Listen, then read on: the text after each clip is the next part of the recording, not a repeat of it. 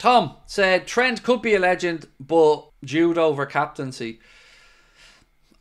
Look, I don't know what's going to go on with Trent and Jude if he goes to Real Madrid or not. I believe he swapped shirts with him last night, if I'm not mistaken. After the game, I think Bellingham was hanging around outside the dressing room and swapped shirts or got given Trent's shirt or something. You know, Trent to make up his own mind. But on that one, I wouldn't be rushing to throw stupid amounts of money at Trent if I'm Liverpool. I wouldn't. Not one part of me feels like he should be earning the money Mohamed Salah's making. No part of me at all. You know, he's a fullback one, so we need to put that in perspective. You know, he is a fullback. Whatever else he's great at, his distribution, obviously his passing and lots of other assets, he's still a fullback. And I don't want to really be in a world where we're talking about fullbacks on £350,000 a week. So, you know, if I'm Liverpool, I'm holding a bit more firm there. Because, yeah, he can go to Real Madrid. He can ring Michael Owen and have that conversation. But he also needs to take note of the other part of what Michael Owen said about not being very loved when he comes back to Anfield. Trent has to think about that as well. Because you can't tell me he didn't look at that game last night and feel, wow. You know, from the atmosphere to the way the team played to the manager. You know, right now, Liverpool are top of everything they're in. Why would he want to go anywhere else? And that's the question we should be asking right now of Trent. Why would you want to go anywhere else? Owen can talk about wanting to win stuff. McManaman can talk about wanting to win stuff. Gerrard could maybe talk about that elusive Premier League title. Trent, yes, he's won it all, but he can win it again. And he talks about legacy and wanting to, you know, look back and be proud of all his accomplishments and all the trophies that he's gotten. Well, do it at Liverpool. Because you can. You know, look at right now. We are the best team in Europe. It's not even up for debate. I'm not saying we'll stay that way forever or we won't drop off a bit, but come on now. You can achieve everything here that you want to achieve. So, you know, I hope he gets to that conclusion himself.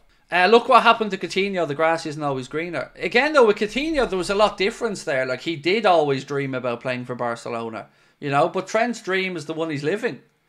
His dream was to captain Liverpool and play for Liverpool. He could be the next captain after Virgil van Dijk. He is playing in a team that are challenging for everything this season. You know, the club are meeting his ambitions.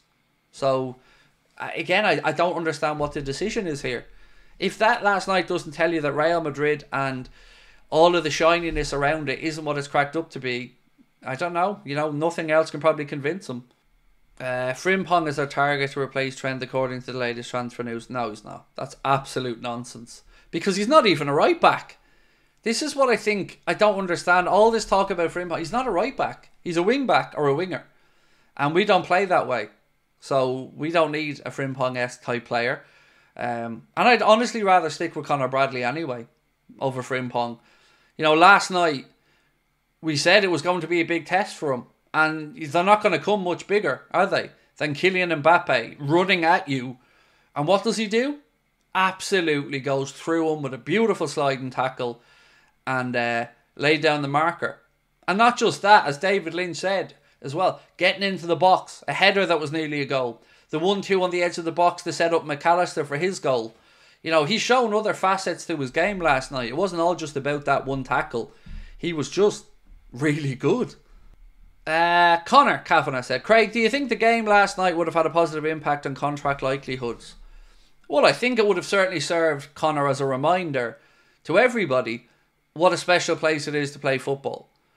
You know, we were talking, remember, let's go back to the start of the season, right? When we were having conversations about the atmosphere inside Anfield. Do you remember those? There was lots of stuff to say, oh, it's been dead inside Anfield.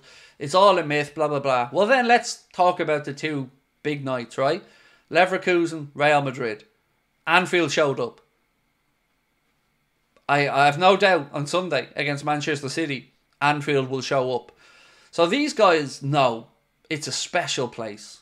You know, that does European nights as good as anywhere else. So, where's better? That's what I keep coming back to here is, if you're a Salah right now, where are you going? Where are you going that you're going to enjoy your football more? Where are you going that your family aren't, settled, happy, enjoying themselves? Where are you going? Same. Virgil, it's never felt like there's anything other than, that's going to happen. So, yes, Virgil was a straightforward one by the looks of it. Trent, I think, like I've always said, it'll come down to what Trent wants to do. And the word for Salah will be compromise. Compromise, compromise, compromise. And some of that will have to come from him and his agent as well.